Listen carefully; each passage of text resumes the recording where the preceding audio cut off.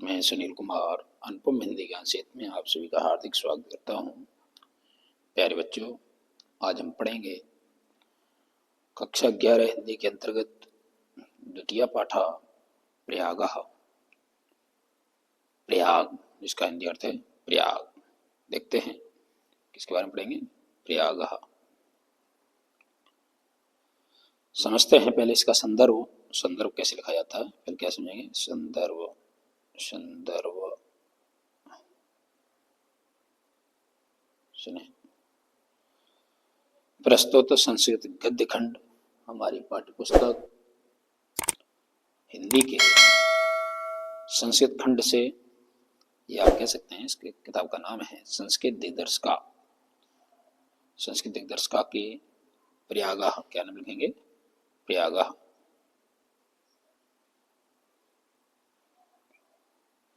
लिखेंगे प्रयागः नामक पाठ से अवतरित है। अब समझते हैं हिंदी में अनुवाद कैसे करते हैं। हिंदी में अनुवाद ध्यान दें। भारतवर्षस्य उत्तरप्रदेश राज्ये प्रयागस्य विशिष्टं स्थानमस्ति। अत्र ब्राह्मणा प्रकोष्ठयज्ञकारणात् अस्य नाम प्रयाग अभवत्। समझिए, भारतवर्षस्य इससे जाना गया तो इसका अर्थ निकलता है काकी के। भारतवर्ष के, भारतवर्ष क्या होगा, भारतवर्ष के उत्तर प्रदेश राज्य, जिस पे एक ही मात्रा अगर लग जाए तो मैं की आवाज निकलती है। किसकी आवाज? मैं। भारतवर्ष के उत्तर प्रदेश राज्य में प्रयागस्य माने प्रयाग का, विशिष्ट मन विशेष, स्थान माने स्थान, अस्त मन है। ये मिक्स लिखा है। स्थानम अस्त माने, इसे संक्षेप करेंगे स्थानम प्लस अस्त। तो समझे, भारतवर्ष का उत्तर प्रदेश राज्य में, भारतवर्ष के उत्तर प्रदेश राज्य में प्रयाग का विशेष स्थान है। ठीक है। अत्र ब्राह्मण, अत्र माने यहाँ, ब्राह्मण माने ब्रह्मा जी के, प्रकोष्ठ यज्ञ करणात् माने विशेष यज्ञ के कारण, या अस्य नाम प्रयाग अभवत्, यहाँ ब्रह्मा जी के विशेष यज्ञ करने के कारण इसका नाम प्रयाग अभवत् माने हुआ, या इसका नाम प्रयाग पड़ा। ठीक है। यहाँ ब्रह्मा जी के प्रकोष्ठ मन विशेष यज्ञ के करने के कारण इसका नाम प्रयाग हुआ। ठीक है। आगे समझते हैं। गंगा यमुना संगमे सितासित जले स्नात्वा जला विगत कल्पमासा भवन्ति इति जनानां विश्वासा। गंगा यमुना मान गंगा यमुना के, संगमे मान संगम में, सितासित जले, सितासित माने जैसे संक्षिप्त करेंगे। सितासित मतलब होता है श्वेत, श्वेत और श्याम, श्वेत और श्याम। ठीक है, इसका अर्थ है सितासित जले का मन गंगा यमुना के संगम में, श्वेत श्याम जले मान जल में, श्वेत श्याम जल में, श्वेत श्याम जल में स्नात मान स्नान करके, जना माने लोग, विकल्प अपने विकल्प कल्प सा मतलब क्या है, पाप रहित भवंतवान होते हैं। इत जनाम विश्वासा, ऐसा लोगों का विश्वास है। ऐसा मानना है कि गंगा यमुना के संगम में, गंगा यमुना के संगम के श्वेत श्याम जल में स्नान करके लोग पाप रहित होते हैं। इत जनाम, ऐसा लोगों का विश्वास है। ऐसा मानना है कि गंगा यमुना के संगम में श्वेत श्याम जल में स्नान करके लोग पाप रहित हो जाते हैं। ठीक है। आगे समझते हैं। अमायाम पौर्णमास्याम संक्रांतो च स्नातमर्थ महान संप्रदा भवति। अमाया मन अमावस्या, पौर्णमास्याम पौर्णमासी, संक्रांतो च और संक्रांति माने, इसका मतलब समझें। अमाया मन अमावस्या, पूर्णिमा और संक्रांति पर स्नान करने वालों की महान माने बहुत, संप्रदा माने भीड़, बहुत मान होती है, महान भीड़ होती है। अमावस्या, पूर्णमासी और संक्रांति पर यहाँ स्नान करने वालों की बहुत भीड़ होती है। प्रतिवर्षम मकरम गते सूर्यो माघ मासी तु अनेक लक्षा जना अत्र आयान्ति और मास के स्मृत्वा च संगमस्य पवित्रेण जलेन विद्साम महात्मानुदेश्य आत्मा पावयन्ति। समझिए, प्रतिवर्ष मन हर साल, प्रतिवर्ष जब सूर्य मकर गति मन मकर राशि पर चला जाता है, माघ मास से, माघ के महीने में, तब अनेक लक्षा मन अनेक लाख जना मन लोग अत्र मन यहाँ आयंत मन आते। प्रतिवर्ष जब सूर्य मकर राशि पर माघ के महीने में चला जाता है तब तब अनेक लाख लोग यहाँ आते और मास मिक स्त्वा मन एक महीने रहकर मास मेकम मास मास प्लस एकम मन एक महीने क्या होगा इसका अर्थ एक महीने। ठीक है, एक महीने मास के मतलब उसमें रहकर और एक महीने रहकर चमन चमन और संगमस मन संगम की पवित्र मन पवित्र जलन मन जल में के समय जब सूर्य मकर राशि में चला जाता है तो माघ के महीने में अनेक लाख लोग यहाँ आते हैं और एक महीने रहकर संगम के पवित्र जल में पवित्र जल से स्नान करके समान विद्वानों के महात्माओं के उपदेश रूपी अमृतमय उपदेशों को सुनकर चमन और आत्मा को भावित करते हैं। समझे वापस अर्थ। प्रतिवर्ष जब सूर्य मकर राशि में चला जाता है तो माघ के महीने में अनेक लोग यहाँ आते हैं और एक महीने रहकर संगम के जल में स्नान करके विद्वानों और महात्माओं के उपदेश रूप वचनों को सुनकर अपनी आत्मा को पवित्र करते हैं। ठीक है, आगे अस्मेन परमेण महाराजा श्रीहर्ष प्रति पंचवर्षम अत्रागत सर्वेश्वर याचकेभ्यो दत्त्वा मेघा एवं पुनः संचार स्वर्ग राजधानी प्रत्यगच्छत। माने इसी पर अस्मेन माने अस्मिन प्लस एव माने इसी पर अस्मेन परवण माने इसी पर महाराजा श्रीहर्ष कौन महाराजा श्रीहर्ष प्रति पंचवर्ष माने हर 5 वर्ष बाद यहाँ आकर अत्रागत्य अत्र प्लस आगत्य या माने यहाँ आकर के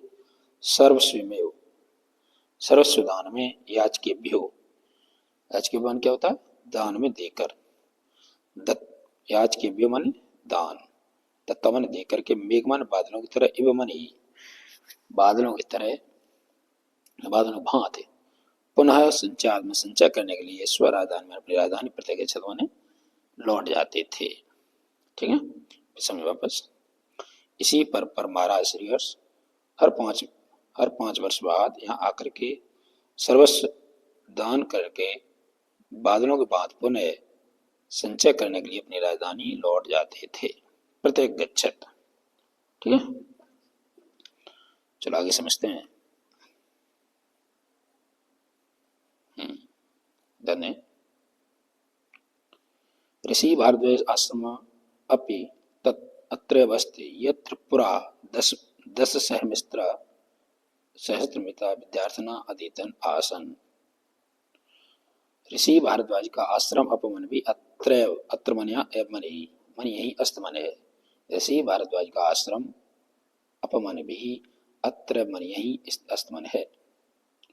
ऋषि भारद्वाज का आश्रम भी यही है। यत्र मन जहाँ, यत्र मन क्या होता है जहाँ पुरा प्राचीन काल में 10,000 विद्यार्थी अध्ययना मन अध्ययन के लिए आसन मन आते थे। जहाँ प्राचीन काल में 10,000 विद्यार्थी अध्ययन करते थे, अध्ययना मन अध्ययन आसन मन करते थे। जहाँ प्राचीन काल में 10,000 विद्यार्थी अध्ययन करते थे।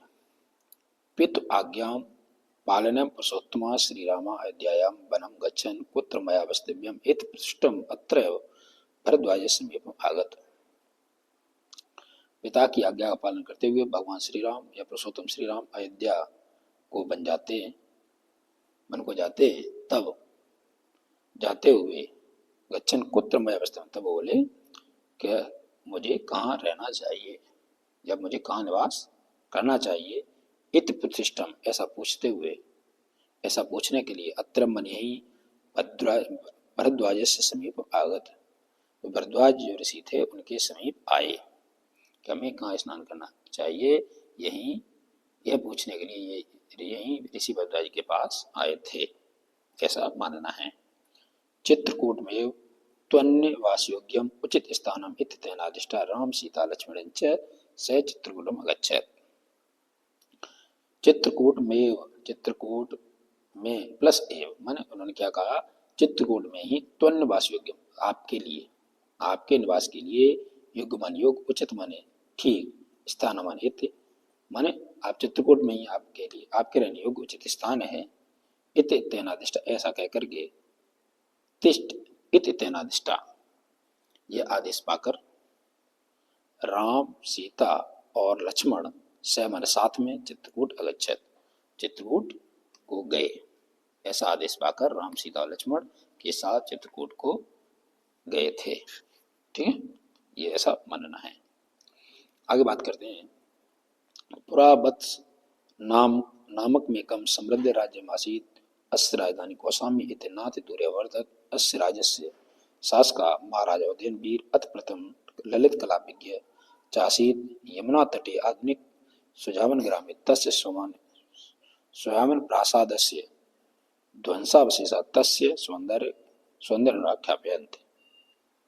हाँ समझिए, पुरावत्स माने प्राचीन काल में, प्राचीन काल, पुरा मन होता है प्राचीन काल, प्राचीन काल में वत्स नामक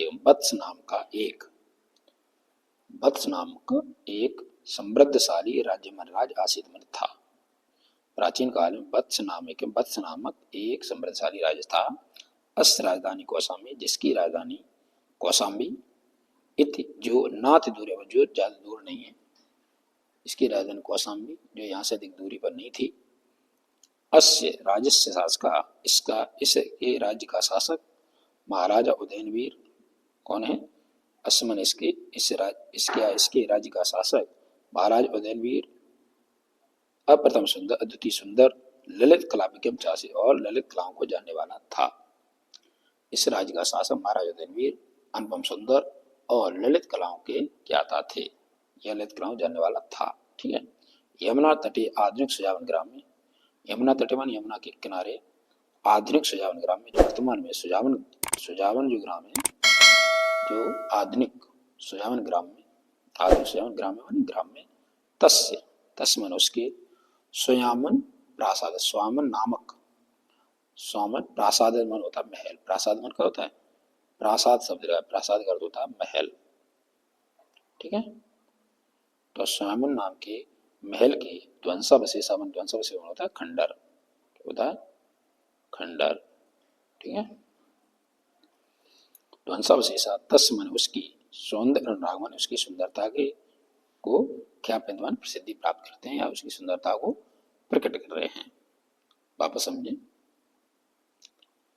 इस राज्य का शासक महाराज उदयनवीर अनुपम सुंदर, कैसा महाराज उदयनवीर अनुपम सुंदर और ललित कलाओं को जानने वाला था।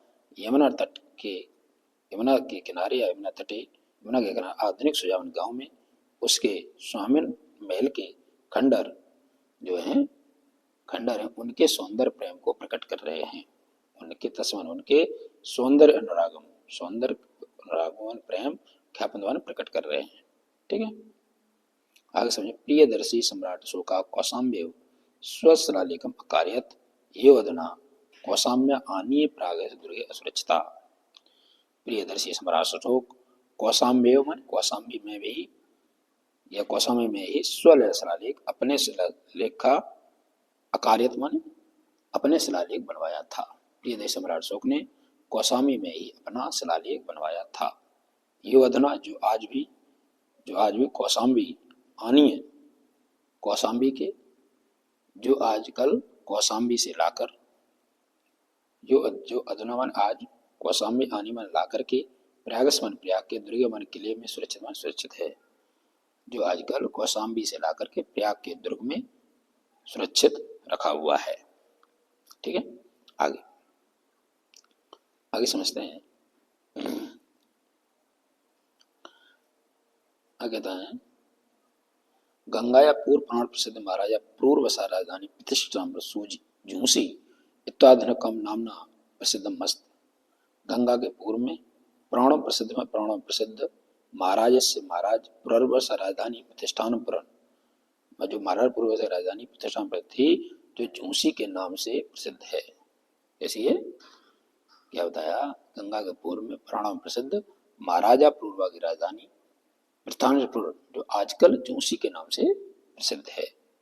यस प्रतिष्ठा अद्यापि विद्वां महात्मनाश्च स्थित्वा अछुड़ैव। इसका मतलब क्या है समझे, जिसकी प्रतिष्ठा, ये समझ, जिसकी प्रतिष्ठा मन प्रतिष्ठा, अध्याप मान होता आज भी, विद्वा जो आज भी विद्वानों और विद्वान विद्वानों, महात्मा मन महात्मा चमन, और जो विद्वानों और महात्माओं के रहने से अखंडित है या अछुड़नीय है। ठीक है, ठीक है, समझ बात आई। जिसकी प्रतिष्ठा आज भी विद्वान और महात्माओं के रहने से बनी हुई है या अखंडित है।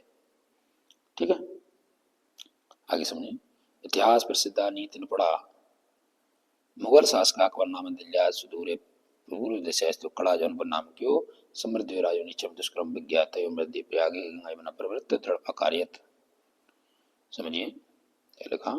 इतिहास में प्रसिद्ध नीति में निपुण मुगल शासक अकबर नाम का जो दिल्ली में सुदूर मान पूर्व दिशा में स्थित कड़ा जौनपुर नामक समृद्धशाली राज्य का निश्चल दुष्कर्म माने कठिन विज्ञा माने जानकर तयो मध्य माने उसके मध्य में प्रयाग में गंगा यमुना के पर्वत माने चारों ओर दृढ़ माने मजबूत दुर्ग माने किला आकार में बनवाया।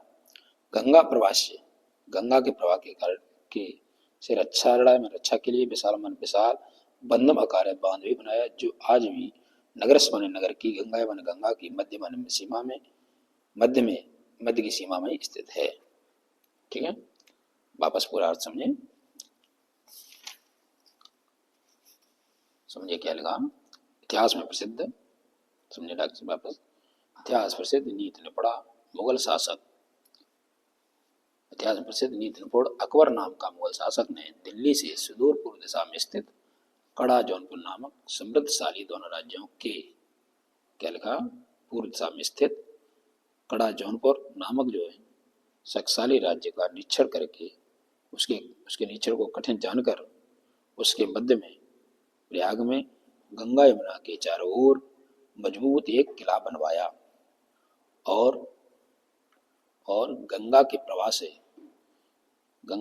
से की रक्षा से एक विशाल बांध भी बनवाया, जो आज भी नगर के और गंगा की मध्य में स्थित है। ठीक है, विशाल बांध बनाया जो आज भी नगर और गंगा के मध्य सीमा में स्थित है। ठीक है, अयमेव प्रयागस्य नामना क्या लगा, अयमेव प्रयागस्य नाम स्वीकी इलाही धर्मानुष्येण इलाहाबाद इत्यर्कोत् इदम द्रुमति विशालम सुदृढ़म सुरक्षा दृष्टिया च अतमैत्रुम अस्ति।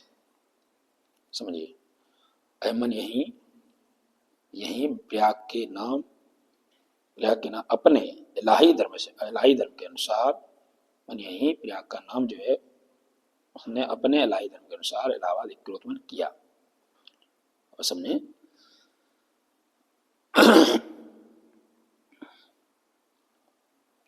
इसी ने अपने इलाही धर्म के अनुसार इलाहाबाद क्रोध माने प्रयाग का नाम इलाहाबाद रखा। ठीक है, मन इसी के नाम पर प्रयाग का नाम अपने इलाही धर्म के अनुसार इलाहाबाद क्रोध मन किया या रखा। इदम मन यह दुर्गम अभेद, यह दुर्ग अत्यधिक विशाल सुदृढ़ मन मजबूत और सुरक्षा की दृष्टि से अति महत्वपूर्ण है या अत्यंत महत्वपूर्ण है। ठीक है,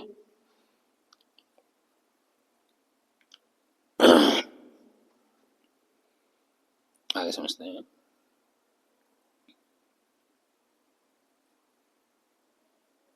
देखिए, भारत से स्वतंत्र आंदोलन इदम नगरम प्रधानम केंद्रम अस्ति।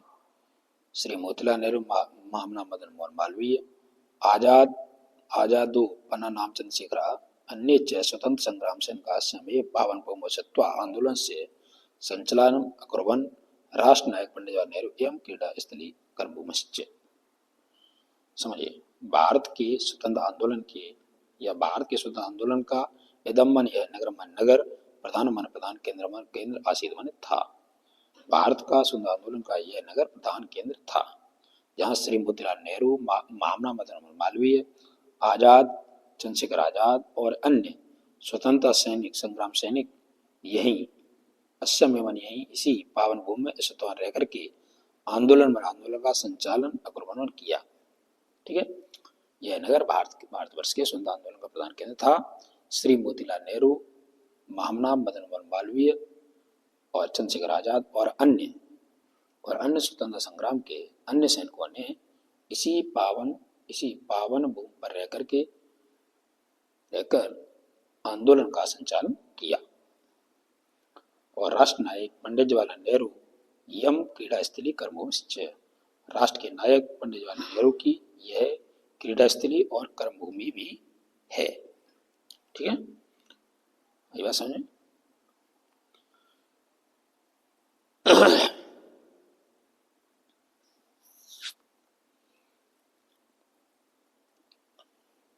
आगे समझते हैं। राष्ट्रभाषा हिंदी प्रचार संलग्न अत्र स्थितम अत्रैव अनेक संस्थान के देश विद्यार्थियों परवृत्त विविध विद्या पारंगते विद्वरणी उपोस्ता च प्रयाग विश्वविद्यालय भरद्वाजस्य प्राचीन गुरुकुलम नवीन रूपम शोभते स्वतंत्रस्मिन् भारत प्रत्येक नागरिकाणां न्याय प्राप्ति अधिकारिणं घोषणां कुर्वन् उच्च न्यायालय अस्य नगरस्य प्रतिष्ठां वर्धयति। समझिए, राष्ट्रभाषा हिंदी प्रचार में संलग्न 30 हिंदी साहित्य सम्मेलन अत्र मान यहाँ स्थित है। क्या समझे, यहाँ राष्ट्रभाषा हिंदी के प्रचार में संलग्न हिंदी साहित्य सम्मेलन स्थित है और यही अत्र च और यही अनेक सहस्त्रमण अनेक हजारों की संख्या में देश विदेश से विद्यार्थी से घिरा हुआ देश विदेश विद्यार्थी भी माने देश विदेश से आने वाले अनेक हजारों की संख्या में देश विदेश से आने वाले विद्यार्थियों से प्रवर्तमान गिरा हुआ और विभिन्न विद्याओं में पारंगत विद्वरणी और श्रेष्ठ विद्वानों से सुशोभित श्रेष्ठ विद्वानों से उपशोभित और सुशोभित चमन और विश्वविद्यालय बात को समझे। और माने यही अनेक हजारों की संख्या में देश विदेश विद्यार्थियों से घिरा हुआ अनेक विद्याओं में पारंगत और अनेक विद्वानों से सुशोभित प्रयाग विश्वविद्यालय भरद्वाज का प्राचीन गुरुकुल की नवीन रूप की शोभा को बढ़ाता है, या कि नवीन रूप है। बात को फिर समझे, देखें समझें। यहाँ राष्ट्रवादी के प्रचार में संलग्न हिंदी साहित्य सम्मेलन स्थित है और यहीं देश विदेश के हजारों विद्यार्थियों से घिरा हुआ और विभिन्न विद्याओं में पारंगत श्रेष्ठ विद्वानों से शोभित प्रयाग विश्वविद्यालय और भरद्वाज के प्राचीन गुरुकुल के नवीन रूप की भांति शोभामान है, यह उसकी शोभा को बढ़ाता है।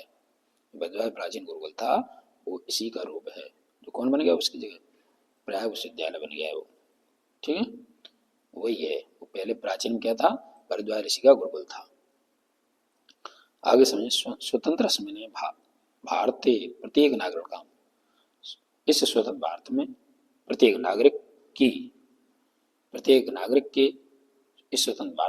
नागरिक के न्याय प्राप्ति अधिकार घोषणा में न्याय प्राप्ति के अधिकार की मानव घोषणा करता हुआ एक उच्च न्यायालय अस्य माने इसकी नगर की प्रतिष्ठा को बढ़ाता है।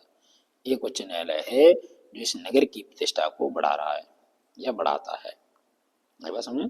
स्वतंत्र में इस स्वतंत्र भारत में प्रत्येक नागरिक के न्याय प्राप्ति की घोषणा करता हुआ किसी न्याय प्राप्ति की घोषणा करता हुआ एक उच्च न्यायालय इस नगर की प्रतिष्ठा को बढ़ा रहा है। आई बात समझ। चलते आगे देखते हैं।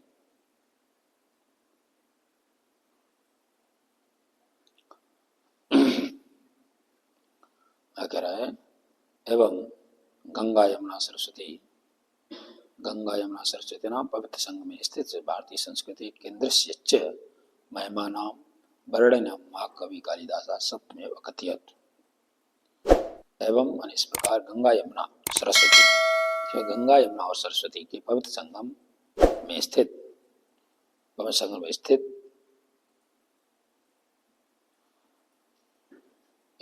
भारतीय संस्कृति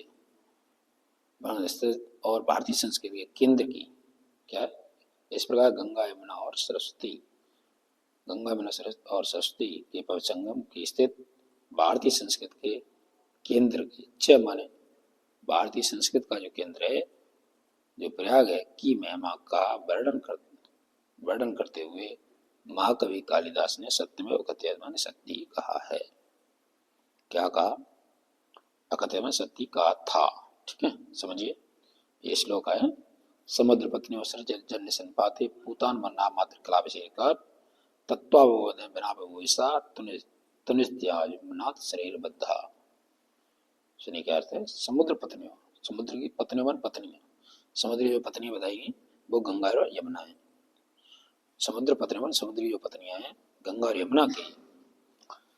समुद्र पत्नी में जल सन्नपाते, जल मन जल में सन्नपाते, सन्न मन उसके पवित्र जल में, उसके सन्नपाते उसके जल में स्नान करने से पूतना मात्र माने पवित्र आत्मा वाले, क्लावेश का जो पूतना मात्र लिखा है इसका मतलब क्या है? पवित्र आत्मा वाले क्लावेश का मन स्नान करने से।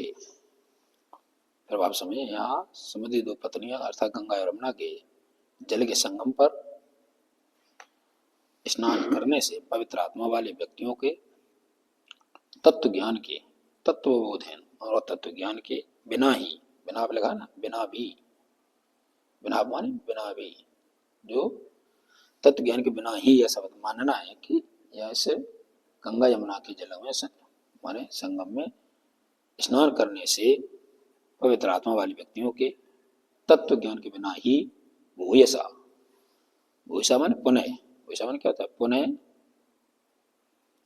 तुनिस्त्याम नास्त विद्या माने पुनः शरीर के बंधन में नहीं पड़ना पड़ता। तुनिस्त्याम नास्त शरीर बद्धा, नास्त माने नहीं, नास्ते न माने नहीं, अस्त माने शरीर बंधन माने शरीर के बंधन में, तुनिस्त्याम माने नहीं पड़ना पड़ता। शरीर त्यागने वालों को माने तुनिस्त्याम माने शरीर त्यागने वालों को वापस आने में नहीं पड़ना पड़ता। अर्थात वे यहाँ स्नान मात्र से ही मोक्ष प्राप्त कर लेते हैं। बात समझ आई? इसका यह अर्थ है। फिर समझे, यहाँ समुद्री दोनों पत्नियां अर्थात गंगा और यमुना के जल के संगम पर स्नान करने से पवित्र आत्मा वाले व्यक्तियों को तत्व ज्ञान के बिना ही, तत्वबोधेन बिना माने बिना तत्व ज्ञान के बिना ही पुनः बिना ही शरीर त्याग कर, तुनिस्त्याम माने शरीर त्याग कर, भले ज्ञान नहीं लेकिन फिर अगर वो शरीर त्याग देते हैं तो पुनः शरीर के बंधन में नहीं पड़ना पड़ता। ठीक है, अर्थात हम कह सकते हैं वे यहाँ स्नान मात्र से ही मोक्ष प्राप्त कर लेते हैं। ठीक है, ठीक है, ये विधि अच्छे से आपको समझ आया होगा। कोई अगर कोई बात समझ ना आई हो तो वीडियो को कमेंट जरूर करें, उसको जो भी दिक्कत हो बताएं कमेंट के माध्यम से, और वीडियो को लाइक शेयर सब्सक्राइब अवश्य करें। धन्यवाद।